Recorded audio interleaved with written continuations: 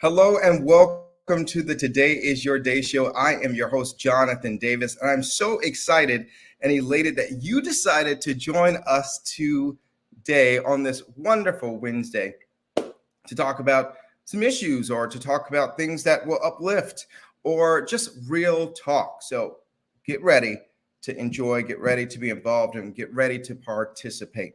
Let's start with prayer. Lord, we just thank you for this day. We thank you for many blessings that you have given us this day and guided us throughout this day, throughout this start of this month. It's August 2nd, the month of new beginnings, and we are excited and elated for the new beginnings that are to come. Lord, we thank you that we are going to stay keen to your voice so we can hear the new ideas, the new changes we need to make in our lives, the new things that we just need to be involved in.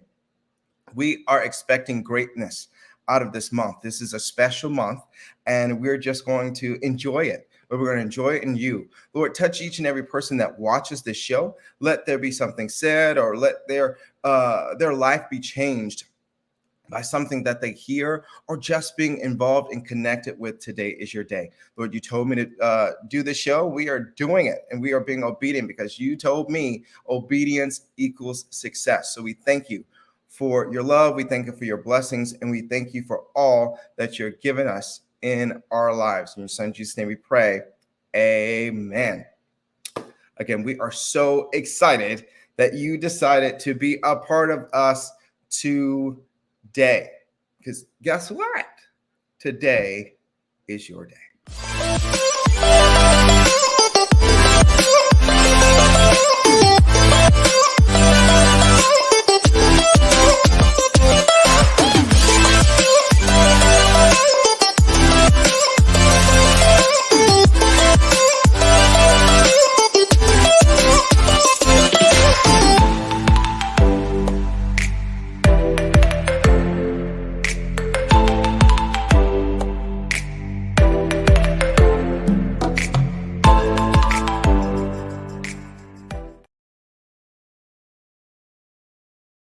Welcome back, and we have a few announcements to get to you. I'm so excited that I have put out there this wonderful 31-day daily devotional for the Christian business owner. I want you to go over to the website www.davisconsultantsgroup.com and make sure that you go to the shop and you purchase this new ebook that is going to change the life of your business, your organization, your ministry, whatever you're leading. I'm telling you, you want to take charge and turn your business over, your church, your organization, your ministry, whatever you have going on, over to the Lord. And I believe this devotional will be a great guide to cover your business in scripture, prayer, and in activation. Guess what? I was talking to some friends and I found out that their lives have been changed because they have been taking products from Plexus. You want to work on your gut health, you want to work on losing weight, you want to get some more energy, or you want to be in control of your glucose. Listen, hit me up at davisconsultantsgroup.com. Let's have a chat. I believe this will change your life. A lot of times we're looking for things to help us lose weight or get more energy to do more things. I have been keeping the lights on at GNC, but once I found out about Plexus, I'm like, I want to be a part of this. I want to be a part of this, and I want to make sure that those in my life can be helped and do it with a wonderful products that will help and change their life. Listen. Our awesome sponsors, the Proclamation 101 from YouTube channel, is doing the book of Daniel. They're doing a study that they want you to join them in. Listen, every Thursday from 8 to 9 p.m. Eastern Standard Time, we want you to be on YouTube with the Proclamation 101. I promise you, I told you all the time, they're always putting out great programs and things that will change your life. I want you, remember that, what is today? Today's Wednesday. So tomorrow at 8 p.m. Eastern Standard Time or 7 p.m. Central Standard Time, I want you to head over to YouTube, Go to the Proclamation 101 and get ready to learn about the book of Daniel and join them for that study. Now, as you know, we can't have a Today is Your Day show without the Today is Your Day moment. A lot of times in our lives, we make decisions because we see them through a certain type of lens. Let's say a person was betrayed, picked on, talked about, mistreated. They see things through a rejected lens. So if love tries to come at them, they reject it. If someone tries to be their friend or kind or an opportunity comes, they only see the negative because that's all that they've seen before, that they've gone through. I challenge you to take some time to go through a healing process. Take some time to have some self-reflection, because if you don't, you will continue this cycle of seeing these things, these wonderful things that come at you, and you'll reject them because you only see them through a rejected lens. Take some time for you to learn you. Remember, today is your day.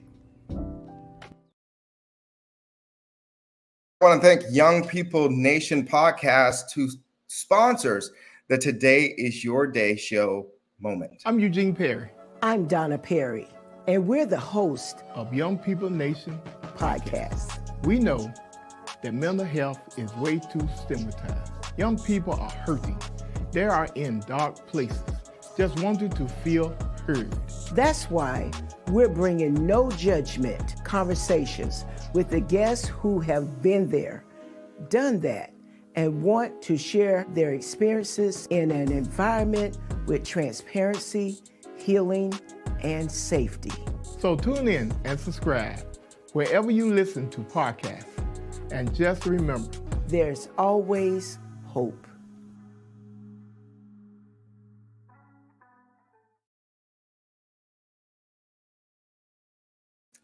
There is hope, and I hope that every Thursday at noon, you join Young People Nation podcast to hear these amazing topics and conversations that they're having, that we believe, and that my prayer is that they are changing lives. They're changing not only for young people. They talk about young people, but listen, us older people are listening and learning as well. So make sure you join them every Thursday at noon Eastern Standard Time for Young People Nation podcast.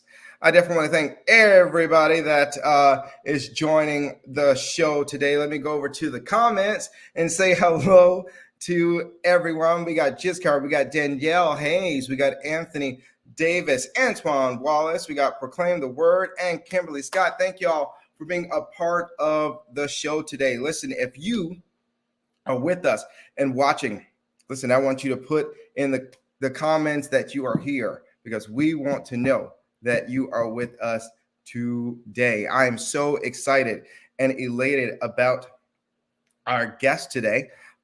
He is not only an RN, he's a photographer, he's a columnist, he's a mentor, he's a coach, he's a former TEDx host and speaker. Listen, ladies and gentlemen, I'm so excited about this young man that I'm about to bring up to have some candid conversation. Let me bring him up first. The awesome, amazing David Anthony Walker. And just so you all know, this young man is the reason you all see a lot of my posts.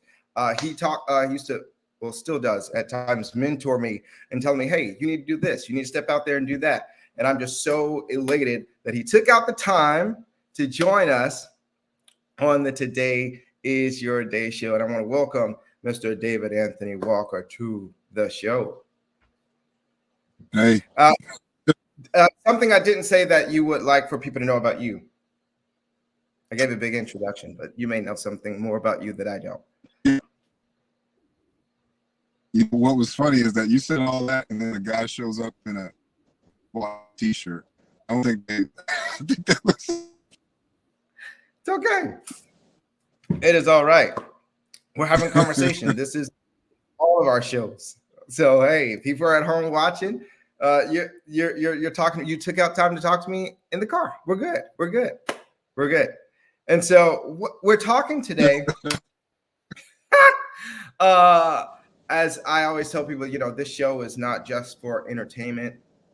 We want to talk about real things, real issues, and have real conversations. And that is what we are doing today.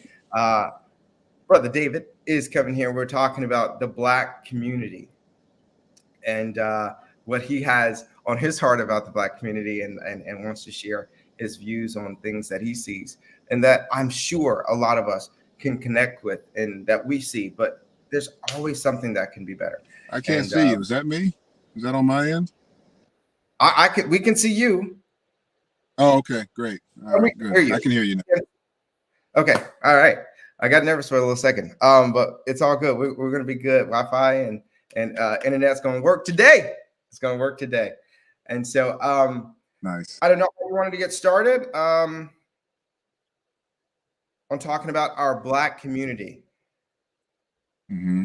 Mm-hmm. I know you had sent me an article today, and I'll read a little bit of it just to get you prompted. So it says, "Attention, Facebook community, we need your help in finding justice for a young Black adult female who was allegedly assaulted at a Whole Foods in Brentwood, Missouri. An unknown white middle-aged man struck her in the face and mysteriously fled the scene before the police arrived. We implore you to share this post and spread the word. Let's come together as a community to identify the attacker and ensure his fate, the consequences of his actions." And I know, I think the word community, us coming together as a community, is what jumped out to you within this article. Yeah, and maybe not the most positive way, because yeah. So what I got, that was shared with me. It came from D.L. Hughley's Instagram page, and a friend of mine had shared that to me. An acquaintance of mine. We're not really friends, but an acquaintance of mine shared it with me. And he's Black, so I guess it's trying to galvanize the community. But what bothered me about that was I think the incident is horrible. So I don't want anybody to misunderstand me. I don't think if this woman, because it also includes some footage of the white guy hitting the Black woman or knocking her phone out of her hand, and that's bad. He should deal with whatever the penalty is for that. So that's not what I'm saying. What stood out to me was that it said, let's come together as a community to deal with this, I guess, bigoted white man, or allegedly bigoted white man. And that bothered me because I started to think, is that the only thing that we need to be coming together for? Is that what galvanizes us? Is that what motivates us, is when there's a white villain? And it just got me thinking about all the issues that have happened within the last, I don't know, five years or so with police abuse of power. And it seems to me that I guess to put it directly, nothing motivates the Black community like a white villain. And I think that's the wrong direction. I'm really tired of that being the thing that motivates us, because there are so many things that we should come together over and come together about. Why is this something that's getting traction from a figure like D.L. Hughley? I mean, and I think one of the hashtags in there was protect Black women, which, as a father of 3 and a married man, I live with 4 Black women. So I obviously care about Black women, but I think caring about Black women goes a little bit further than trying to find some random white man who, assaulted a Black woman. I think it's a daily thing. And I see so much of our national attention and energy put toward some racist statement or some racist act by some white person. And I'm not seeing that same energy, the day-to-day interactions between Black people. So, and it's sad. It makes me sad, and angry. So that's all I've been thinking about lately. That's all I've been writing about lately. So I don't want to be too depressed or, depress the show or anything, but that's just that's all I got for you. That's all I got for you right now. Do you feel as if that's really the majority of the time that we actually try to come together when there is, as you say, a white villain? It seems that way. It seems like that is the thing that motivates the Black community the most. And what I started to think about was, what kind of agency do we have as in the Black community? What kind of self-determination do we have? And is it the case that, and I'm still in the question phase, but I'm just observing and seeing how people react to things and what gets national traction and what doesn't. And it seems like the thing that gets the most traction among Black people, the thing that gets Black folks out, is when there is a white villain, as opposed to how we interact with each other. Like, for example, there's a young girl, 8-year-old girl, Arbery Anthony. You ever heard of that name? That name's Yeah, right. So she was an 8-year-old girl that here in Augusta, I'm not sure where most of your listeners are listening from, but if you're in Augusta and you don't know who that is, then I'm really concerned because she was shot in the head. The 8-year-old girl was shot in the head in her neighborhood and killed. She was petting a horse. They had those horses that people bring horses around in like little petting zoos or whatever. The horse was shot also, but she was killed in a gang. Authorities think it was like some kind of gang affiliation, gang related thing. It doesn't matter. It's all senseless. And this poor little girl was shot and killed in her own, in her own neighborhood, in her own community, by people that look like her. And I know the first thing that people, I know how it goes. Black on black crime trope, and we don't want to hear about that. But I interact with Black people the most because I'm Black. And if we're not going to think about how we treat each other, and if that's not going to be the most important thing, then I don't see how we can be concerned about how somebody else who's not Black thinks about us. So that was there's another story. You ever heard of the name Tyshawn Lee?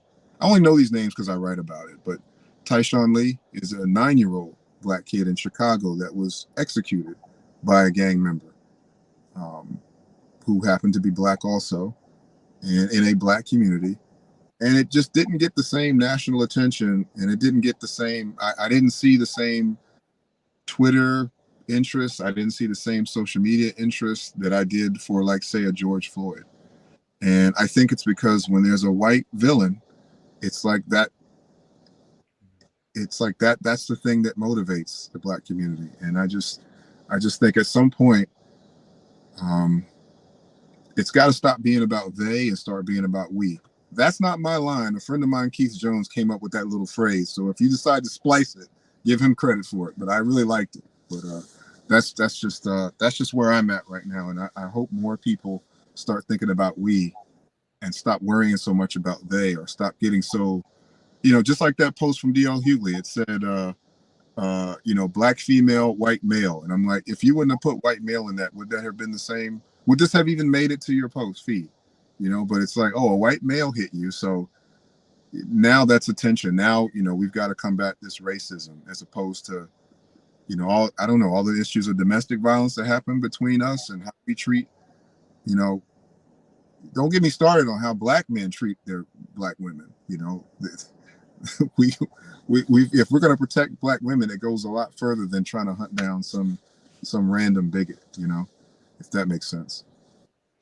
Tell me, why do you feel that that we do that? Why do you think we make it such a big deal when it is a white villain and not someone of our same race? I don't know, but I have a theory. What's your theory? My theory is that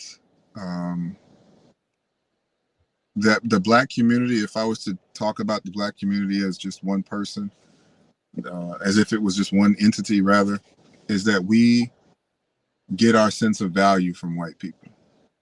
That's it. White people are the center, and we get our sense of value from them.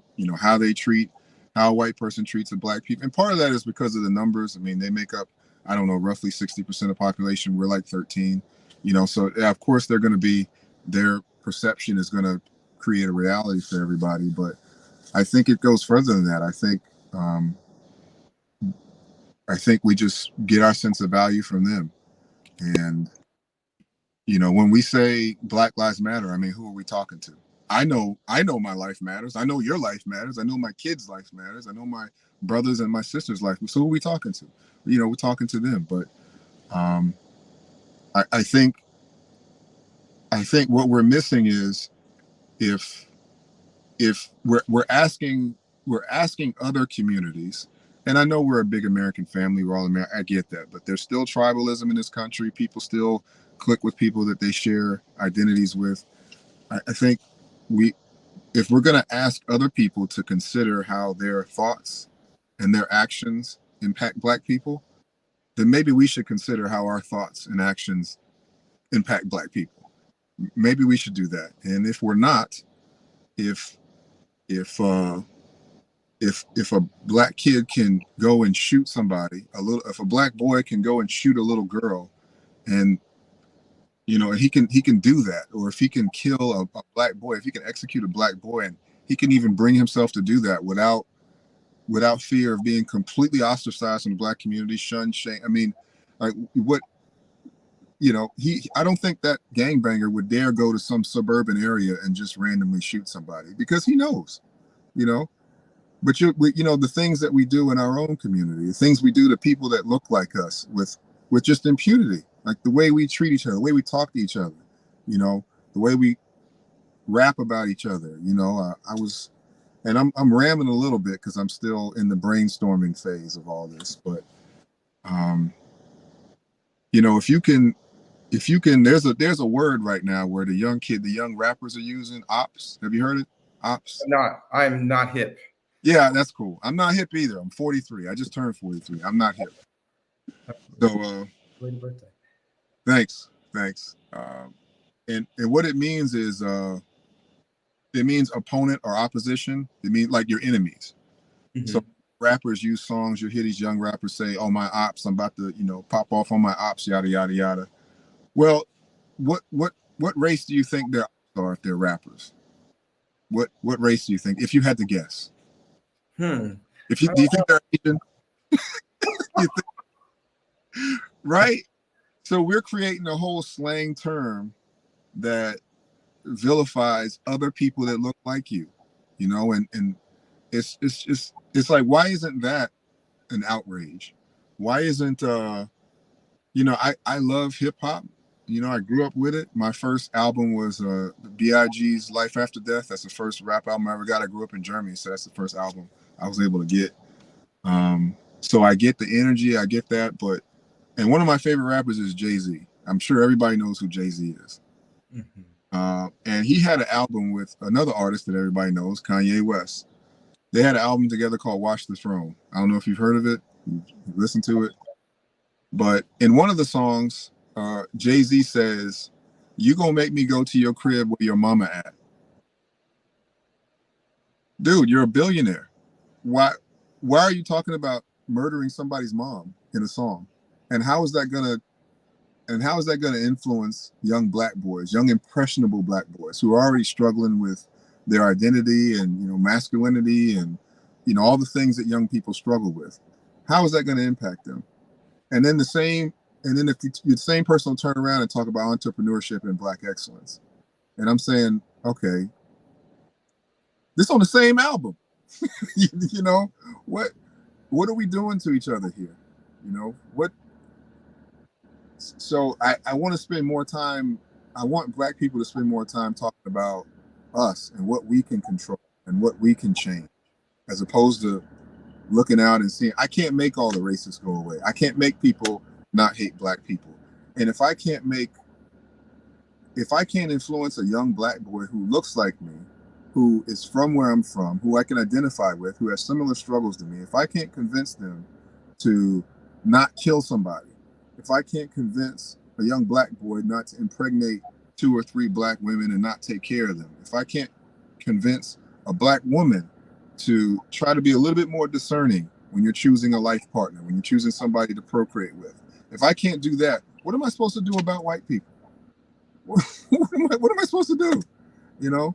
So I want to have more home conversations, more, all right, what are we doing here? You know, and we got to stop being so resistant to, it's interesting that you started this out with a prayer and all this stuff. I was actually reading a scripture not too long ago about accepting corrections. I don't know exactly what the scripture is, but I know the Bible talks about the goodness of accepting correction and how it leads you on better paths. You know, maybe that's something we ought to start embracing more and saying, what can we change? What can we do better? What can we stop doing? What can we stop allowing and accepting as normal? It's not normal for kids to shoot each other. It's not normal for people to fight over disrespect or perceived slights. That's not normal, you know? And either we're a community or we aren't.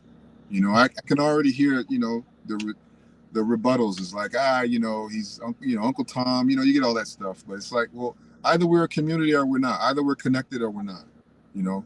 So that was a really long answer. Took up half the. It's okay. I wanted to definitely read a comment from the comments. AC Dixon, I think it's also important to also unpack the systematic and oppressive structures that influence why and how individuals, especially African Americans, socialize. Much of this is by design, and we become the actors. Yeah, I actually just watched a movie called on Netflix, which I recommend everybody watch, called They Clone Tyrone, and it's very good. It's very thought provoking. But again, anytime I have these conversations about I said systemic. Sorry. What's that? Oh no! Anytime I pronounce the word, it's fine. What's that? Is everything good? Yeah. I mispronounced the word, but it's okay. Okay, go ahead. It happens, man. Nobody probably noticed until you said something about it. Okay, I'm a perfectionist when it comes to that, but it's all good. But you were saying, yeah. So I understand what the gentleman is saying. It's a gentleman, right? Yes. Yeah, I understand what he's saying, but that whole unpack this, the issues and how we're set up. You see how that answer is hinting toward some outside force that's acting on us? Listen, I've studied Black history from 1619 up until today. I know about redlining. I know about the formation of the Klan. I understand slavery. I understand slave trade. I've read the Confederate Constitution. I get it. I understand there's a history of, okay. That's why I always start with the question, what can you control? What can we control? And if we are just puppets at the mercy of white people to be saved or disposed of by white people, then okay, but then don't give me this talk about Black excellence and Black accomplishment and all that stuff. You got to pick one. Either we have autonomy and there are things we can do, and if there are things we can do, let's do them. Why do we have to have a conversation about unwoven or breaking apart years and centuries of systemic oppression so a Black boy we could tell a Black boy, you don't shoot other Black boys? Why do we have to go that far? Why do I have to say we have to understand the Jim Crows and all these other policies and stuff and the they that everyone loves to talk about before I can say, hey, you probably should try to graduate high school before you get someone pregnant? Do you know the lowest high school graduation rate demographic is Black boys? Did you know that? I did. Lowest high school graduation rate demographic. The second lowest, Black women or Black girls.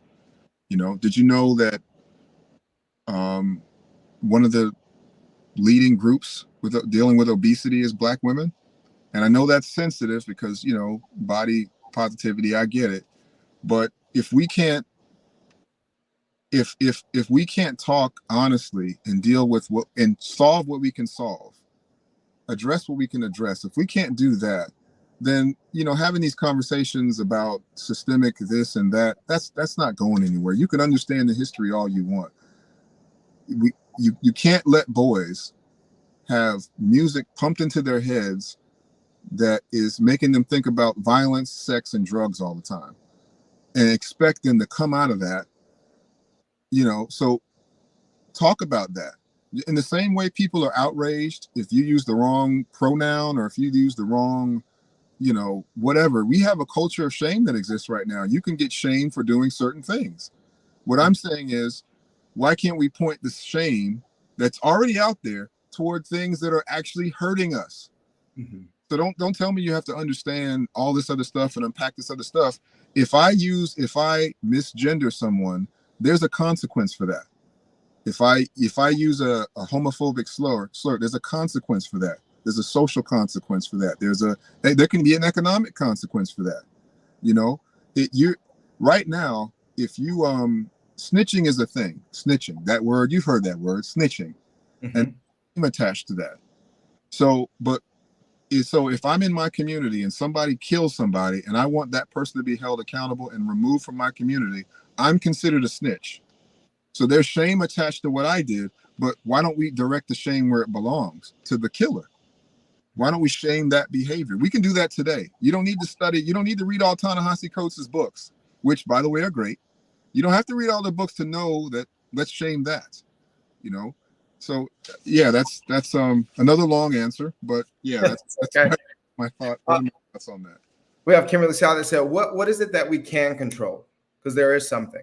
What can we control? Yeah. That's my question. That's my question. And that's what I think it should start with. And I think we can control first ourselves and our circle of influence. And I think it's going to take some bravery because it's hard to say things that are honest, particularly nowadays. Mm-hmm. I think we can control how we talk to each other. We can control the kinds of things that get our attention, the kinds of things that get our money. When you spend money on something, you're voting with your dollars. It's an economic vote. So you can control what you support, what you don't support. We can control the kind of dialogue we have with each other. There's already a mechanism of how social interactions go and how things are popular or not popular. We just have to make it something. Hang on one second. My wife is sneaking around here. My wife is sneaking around trying to get. We saw her crawl by. Yeah, she's trying to crawl by, and we see. It's okay. Yeah. So that's a long answer to say, hey, look. For example, if you're a Black woman, okay, and I know, baby, okay, if we know that obesity is an issue, and it leads to, I work in healthcare, which it wouldn't matter. You don't have to work in healthcare to know, but we know that obesity leads to heart disease, diabetes, high blood pressure. These are things that are literally killing us. We know that. Then maybe we should talk more about health. Maybe we should stop using terms that try to glamorize obesity or make it seem like it's okay or try to soften the severity of it. It's a real problem. Just start by talking about things, being honest, being truthful, there's 1,000 things we could do, but just do what you can do and don't engage in or entertain or leave unchallenged things that are hurting our community that you see that are obvious. Just be brave. Mm-hmm. If somebody's talking about, playing music that's talking about blowing people's head off, hey man, have you ever thought about those lyrics and how they might affect people? You ever thought about that? No? Oh, okay. Well, here's kind of how I think about that. And, maybe we should look at things another way. Maybe we've gone too far with this, expression. Maybe we should start showing our kids and rapping about and supporting art that has a positive influence on our kids. And if that means that you can't, listen to your latest make some sacrifices, maybe, in your interactions with people. I know it's a lot to ask, but it's going the wrong way, and we can't just wait on people to save us. That can't be the answer to everything. We had a question. Nobody's coming. Huh? I'm saying nobody's coming. No, it's up to you. Nobody's coming. Yeah, Kimberly also. No, listen, we have Kimberly Scott giving us questions, but anyone in our audience, this is a conversation we're all having. So please, if you have comments, if you have questions, please share. Kimberly also had another question, said, how can we change? We talked about the statistics of the high rate for our Black males and our girls not graduating. We talked about obesity, but how can we change that? Like, I mean, do we need more mentors in school? Do we need more tutoring programs? I mean, what is it that we can do to help change that? You know what? Sometimes I appreciate the question. I'm going to answer it, but sometimes I think it's important just to sit with the ugliness of where we're at, because I think there are a lot of people that just a lot of Black people don't even see where we're at, or don't even want to deal with where we're at. So I think the first thing is just to sit with where we are and really get our brains around it. But I will answer that question. I will. This is just what I think. So how do we deal with, like, for example, high school graduation rates? Well, I did like a faux survey because I'm a journalist, and I started going around asking people who were Asian, because Asians have the highest graduation rate for high school, girls and boys, Asians. So I asked them, in your household growing up, what were the two biggest values in your household? You know what they said? Almost all of them: education and family. So if education is something that's valued in your household, well, then that makes sense. That doesn't seem like magic. And so what are the most successful groups of people, demographics, doing? Well, they're prioritizing it. Well, okay, so how do we prioritize education? How do we lift education up? How do we make that seem like something important? Well, maybe go to the spelling bee instead of the basketball game, or maybe make sure you go to the spelling bee.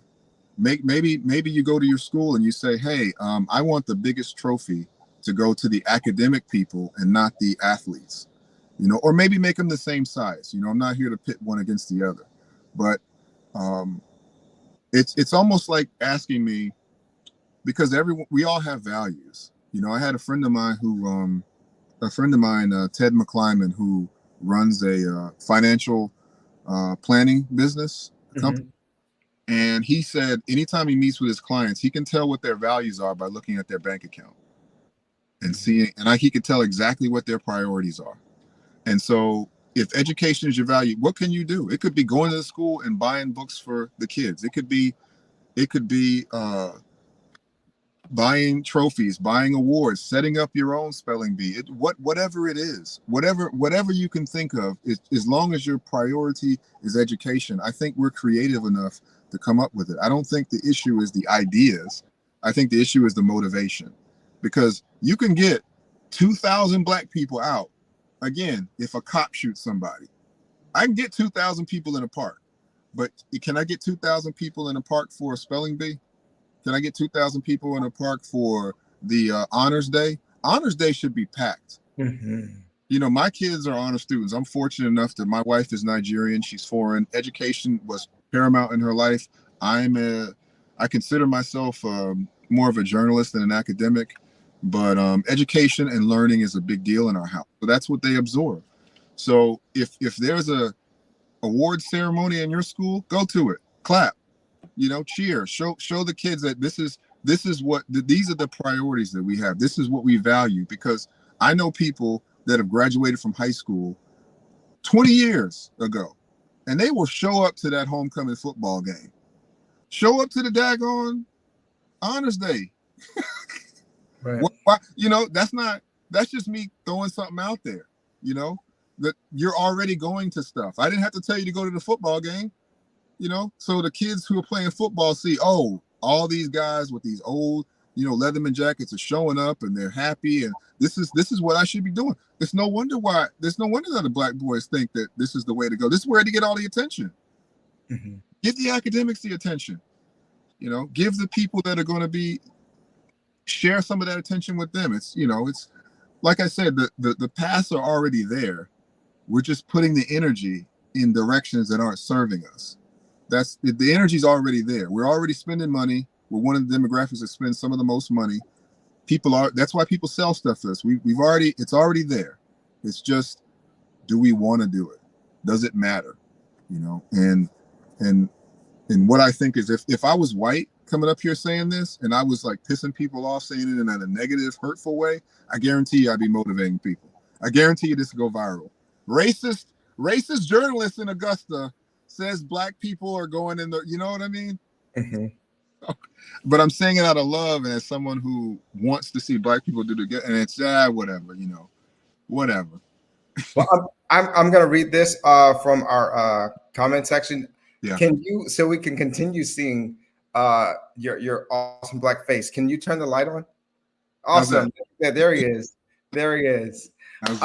So graduation rates have been correlated to reading proficiency at 3rd grade. Emphasis on literacy and language development is critical. We have to build community around our students learning to read. It has to be a value. I truly believe that, Dr. Dixon, and I truly believe that we forget that in talking and having friends that are educators, it starts at home. Yeah. It starts at home. Yeah, of course. But it has to be important at home.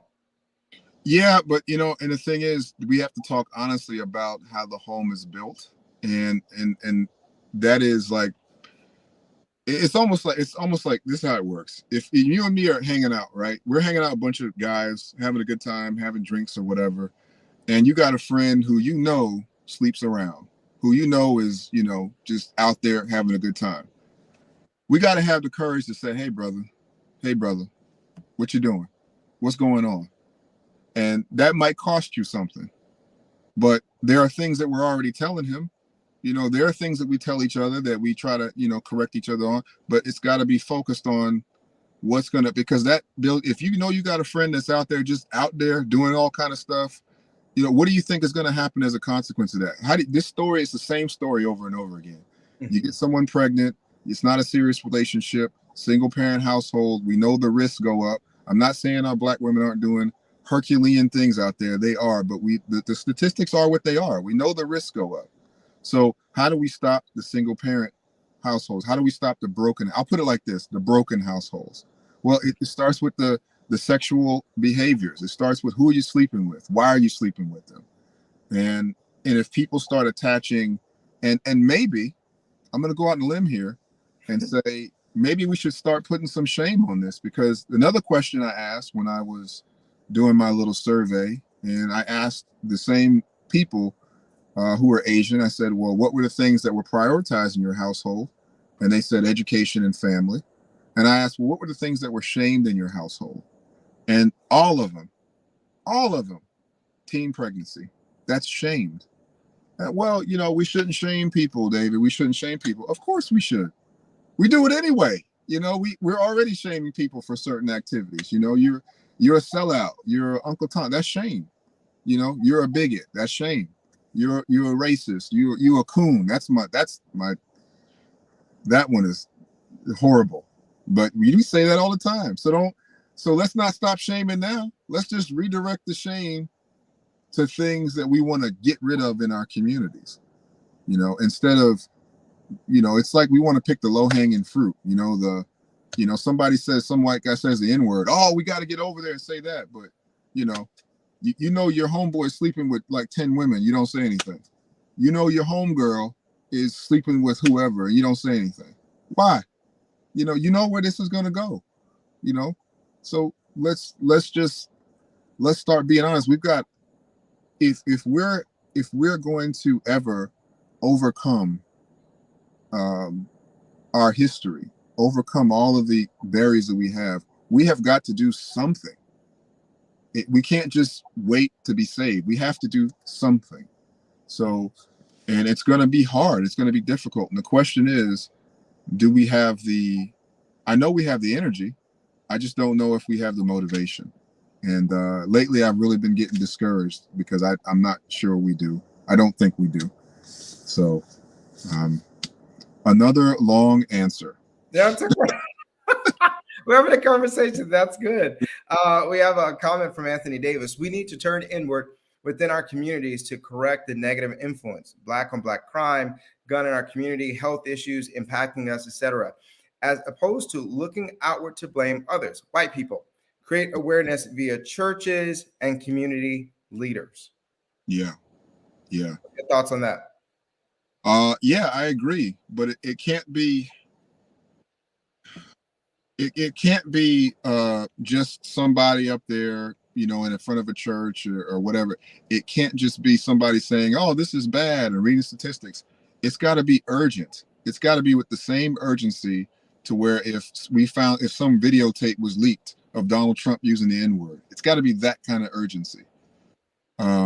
Because if there was a tape of Donald Trump using the N-word, it would be all over the news. It would be, oh my God.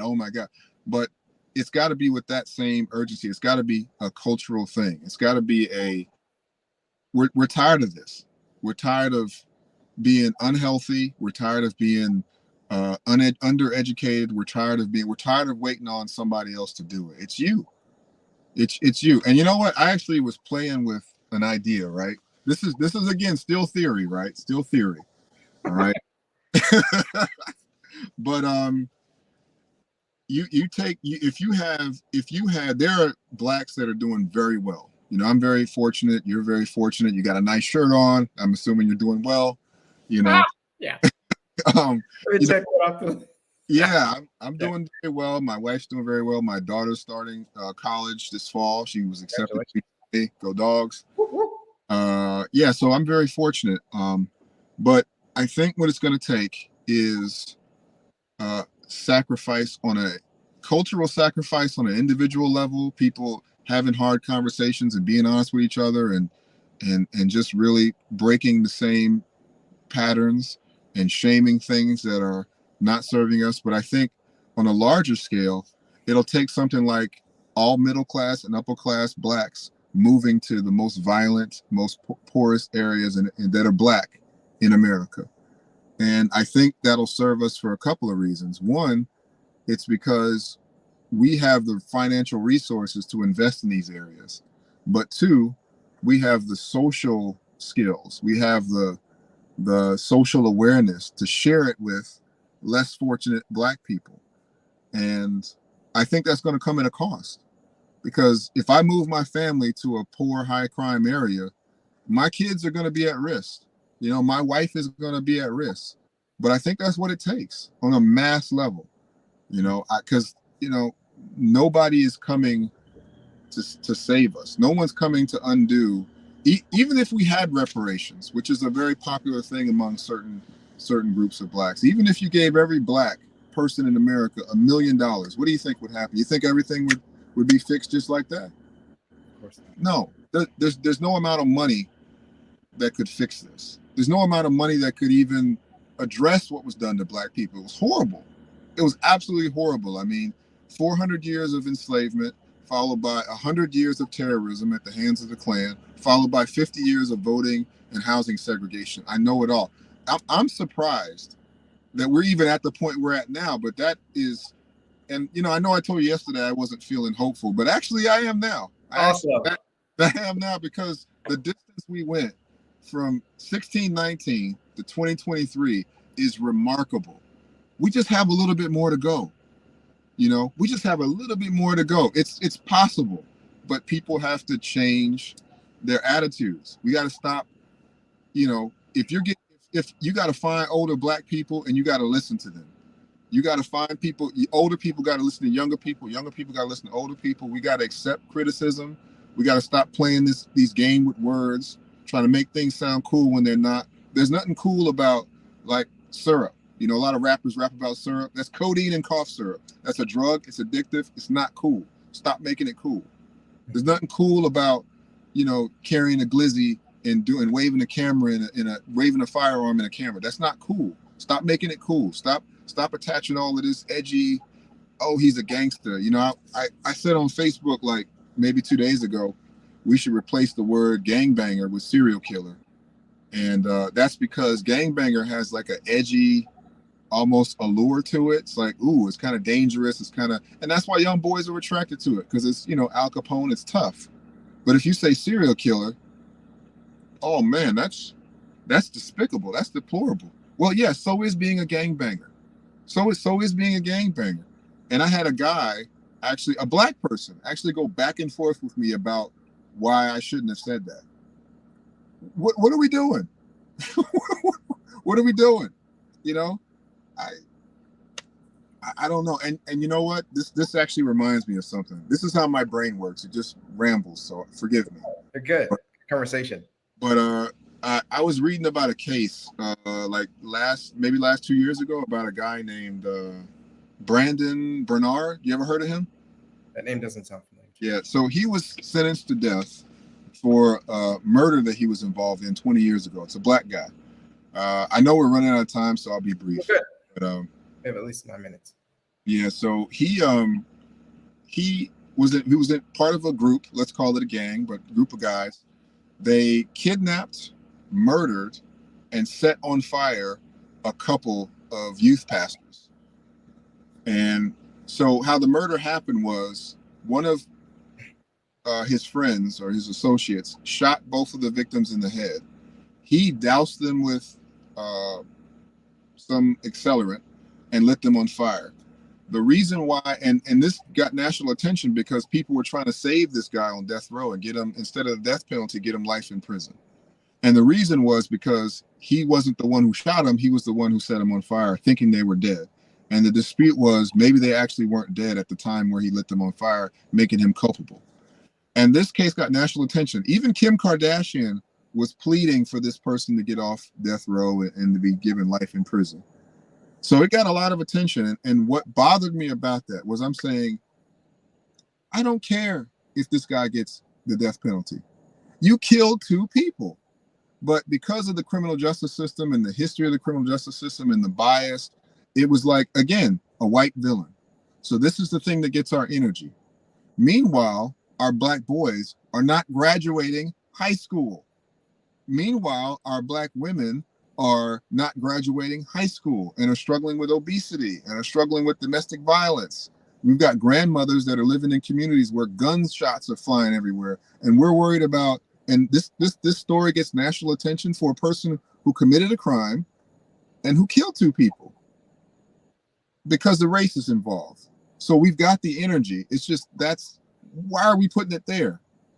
Put it with the people that we're losing right now. We actually know the pattern. We know, if you have a broken home, we know the path you go on. Broken home leads to prison. We know that. Broken home leads to gangs lead to violence leads to, we know this. So if you can catch it somewhere, hey man, grab them. Hey man, we're not doing that. We're not doing that. You're not doing that. This is the direction you're going here, and I'm going to watch you. And I'm going to watch you. Oh, well, that's racist. I don't care. There's too much at stake to be playing these games. Okay. It just has to be serious. It has to be as serious as if Donald Trump came out and said the N-word. It has to be that. And until it gets that serious, it's not going anywhere. It has to be desperate because it is desperate. I mean, we're losing a generation as we speak, so it just has to be desperate. And that's just where we have to go. So what would you say? I mean, you've said some great nuggets here. What would you say that we go with in nuggets of saying, okay, this is maybe the top 3 or 4 things that we need to work on now to help change these statistics, to help change our communities, to help change the direction that our youth and our Black communities are going? Things that the top 3 or 4. Attitude. Change our attitude towards each other. Think about how you're treating each other. Think about your attitude and your behavior and your actions toward other Black people. If they're so valuable to you and their lives matter so much to you, act like it. In every part of your life, act like it. And then the answers will come to you from there. Because when you value something, you cherish it, you put money behind it, you put research behind it. Examine your values. And if education and family aren't at the top of your list, I don't know. Those got to be at the top of your list. Education and family. And be like, you're a life coach. How hard is it, or how easy is it going to be for you to help someone if they're not coachable? Right. So be coachable. Be someone who's open to criticism. Let's lose the attitude and the need to be respected so much that you don't want any criticism. Just accept it. If somebody says something about you, white, Black, Asian, hey, just think about it, ponder it. How can I apply this? The answers are out there. but I think it's attitude, it's priorities, education and family, it's accepting criticism, and it's examining what motivates you. And if you're motivated by, if your heart gets pumping more when a white person does something to a black person, then you need to re-examine that, because that's not the way we progress, is by always worrying about our reflection in the face of the white community. The white community is going to be what it is. There are a lot of great white people out there. Stop seeing the world in terms of white and black. See it in terms of good and bad. And if you're bad, we don't want to have anything to do with you. We're not giving you special treatment because you're bad and you're black. I don't want you in my community. I don't want you around my kids. I don't want you around my mother. Go to prison, or whatever. Get out of here. We're here. We're trying to move forward. So we don't want people around who aren't gonna try to move forward with us, and try to do things that are meaningful and productive. And stop. It's not cool to be a thug. It's not cool to be a gangbanger. It's not cool to threaten people with violence because you're slighted. It's not cool to sleep with a ton of women. It's not cool to cheat on your wife. I'm not judging anybody. I'm just saying that's not cool. That's not cool to cheat on your boyfriend. It's not cool to extort men for money. It's not cool to sexualize women. You do something to men. Black men will do things to black women that if you did it to their mother, they'd kill you. What's that about? Women will do things to men that if you did it to their son, they'd kill you. What's that about? Just look at yourself, man. Just hold up a mirror. Do what you can do. Man in the Mirror. It's a Michael Jackson song. I'll end it on a joke. Yeah. I have another comment. Proclaim the words that set the standard. And Anthony Davis says, unfortunately, the media contributes to the problem. If it bleeds black crime, it will lead. That is definitely true being in media. If it bleeds, it leads. The positive thing occurring in the black communities very seldom lead. Again, that's a they comment. And I like to segregate things from we to they. I can't control what CNN shows. You can't control what CNN shows. So if let's think about this. This is a great point. If we are going to pin our progress on what CNN does, what you're saying is you have no agency. You're saying you need to be saved. And that's okay. If that's what it is, if black people have no power and they're useless to control anything, fine, just say that. But I can't change the nature of media. But we have social media now. You can't tell me that black people make things popular all the time. Fashion, style, art, music. We have avenues in which we influence culture. So what I'm saying is, why don't we use those avenues for good? If 10,000 Negroes, and I mean that in a funny way. I love saying the word Negroes. If 10,000 Negroes show up at a high school spelling bee, you don't think that's going to get attention? Oh, yeah. You don't think that's going to get attention. So instead of saying, again, I don't like they comments. It's like, that's the automatic thing. Well, the media, well, white people, well, this people. I can't control them. If they don't like you, they don't like you. I can't help that. Do you like you? What do you want to do about that? We have social media now. We have we have Instagram, and we make things, TikTok. We make all these dances and things popular. Everybody's got microphones now. COVID was a horrible time, but it made things like this possible, where this is normal now. I'll see people doing newscasts from their house. You could do anything now. And if you're not going to try to exploit that for our good and just say, well, the media, if it bleeds, it leads. The media loves black on black crime and whatever. Okay, they do. It's okay. Violence is popular. Okay, what are you going to do about it? Nothing. Okay, that's an answer. But that's an answer. So again, I don't like. I'm tired of the they. I can't even control we. So I want to get control of we first before I go to they. We actually have, what was it? Roland Martin has his own station. We have an old station. Isn't BET still around? We have, there's Revolt TV. There's all kind of avenues now. Let's just utilize what we can. That's the the message, the hopeful message that I give people from our history. You know, I think our ancestors would look at us and say, I don't want to cuss, but what are you talking about? You know, we took nothing. We took nothing and we got you to this point. And now you're telling me the media? We had people literally enslaving us and we were able to take it from here. There were congressmen, there were senators during the 1800s, during a time where you would just disappear in the middle of the night as a Black person. What are we complaining about? Let's just get to it. Let's just get to it. Like, either we're going to do it or we're not, you know? I mean, the media doesn't stop us from showing up at a George Floyd rally, you know, but the media is stopping us from, come on, man. Come on, people. I'll say this and then I'll wrap up. From the media perspective, I remember when I was in Augusta and I was reporting, we have an area South Augusta and Hepzibah. I made it my duty, which a lot of our African Americans live, and had a bad perception. And I made it my duty to anything that was positive going on in that community, I reported about it. So I think a lot of times it also takes those in the media to actually make that change and push for positive things to happen and to be shown in our community. So a lot of times we do have the power, we just don't use it. But we as the media have to also make it important. So that's just something. For sure. Yeah. I mean, you know, that's a thing. And if you have a media department in your high school and you see young boys and young girls who are interested in it, you can encourage that. But that's a values thing.